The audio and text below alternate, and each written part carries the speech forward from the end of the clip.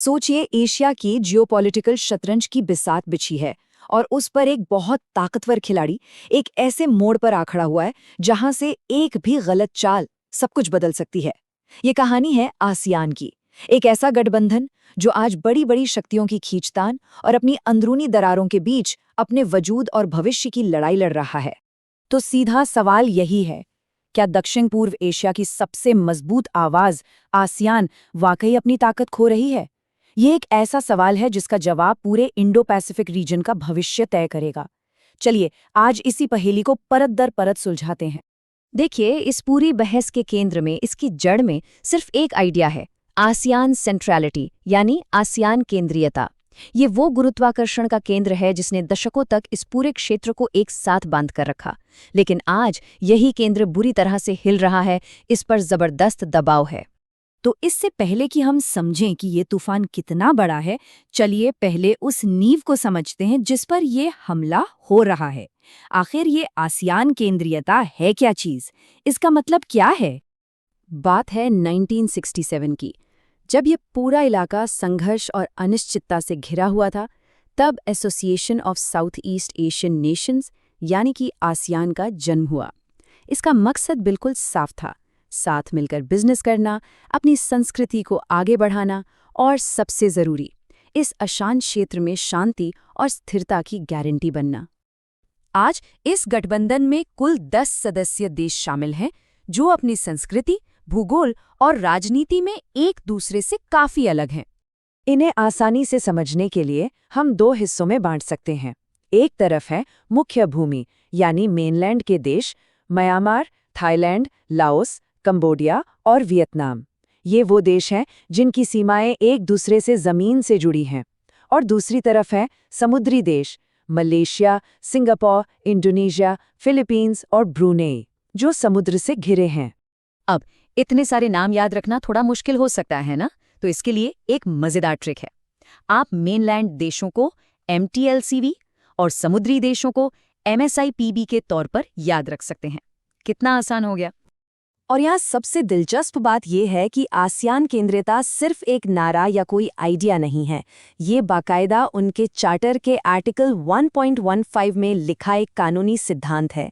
इसका सीधा सा मतलब ये है, जब भी इस क्षेत्र के बारे में कोई बात होगी, कोई फैसला होगा, तो आसियान ही ड्राइवर की सीट पर होगा, कोई और बाहरी ताकत नहीं।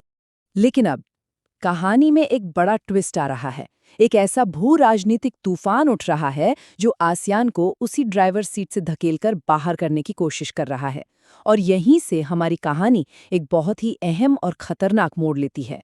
सबसे बड़ा खतरा तो बाहर से ही है, अमेरिका और चीन के बीच की जबरदस्त खींचतान। एक तरफ चीन का बेल्ट एंड रोड इनिशिएटिव है, जो खरबों डॉलर के इंफ्रास्ट्रक्चर का वादा करके देशों को अपने पाले में करना चाहता है। तो दूसरी तरफ अमेरिका की इंडो पैसिफिक रणनीति है, जो एक स्वतंत्र और खुले क्षेत्र की बात करती है। अब आसियान इन दो महाशक्तियों के बीच सैंडविच बन गया है और उसके सदस्य देशों पर दबाव बढ़ रहा है कि वो किसी एक का पक्ष चुने। और मामला सिर्फ यही नहीं रुकता।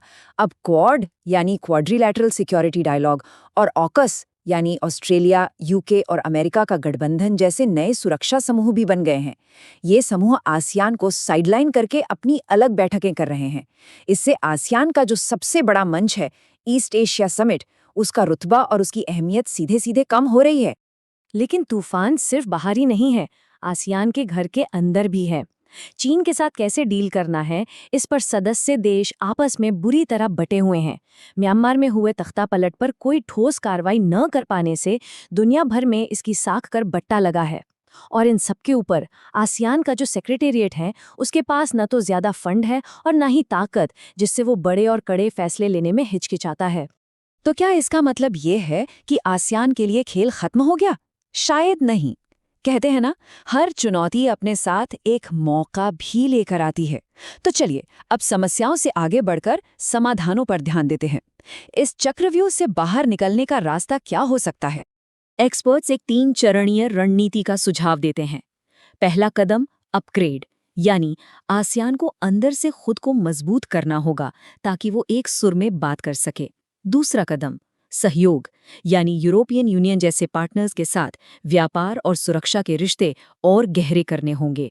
और तीसरा, जो शायद सबसे जरूरी है, संवाद, यानी क्वाड जैसे नए समूहों को दुश्मन समझने की बजाय उनके साथ बैठकर बात करनी होगी और कॉमन ग्राउंड तलाशना होगा।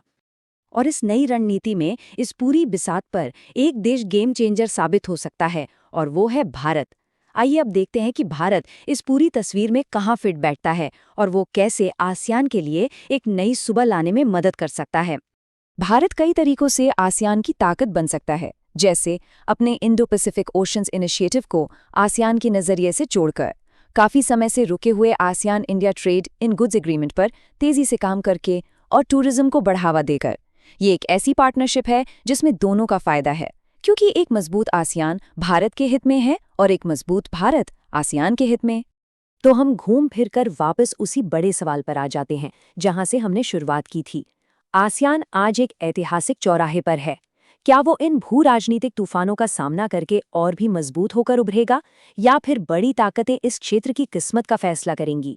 जवाब जो भी हो, वो सिर्फ दक्षिण पूर्व एशिया ही नहीं बल्कि पूरी दुनिया के शक्ति संतुलन को हमेशा हमेशा के लिए बदल कर रख देगा। अगर ये वीडियो आपको पसंद आया हो तो लाइक जरूर करें, शेयर करें उन दोस्तों के साथ जिन्हें यूपीएससी, लॉ या जनरल नॉलेज की तैयारी करनी है, और हाँ, सब्सक्राइब करें। आप अपने सुझाव या सवाल नीचे कमेंट में लिख सकते हैं। यूपीएससी एंड कॉम्पिटिटिव एग्जाम की गाइडेंस या मेंटरशिप के लिए संपर्क करें। Our contact information is given in description. धन्यवाद। मैं हूं कृणाल ठाकुर। मिलते हैं अगले भाग में। जय हिंद।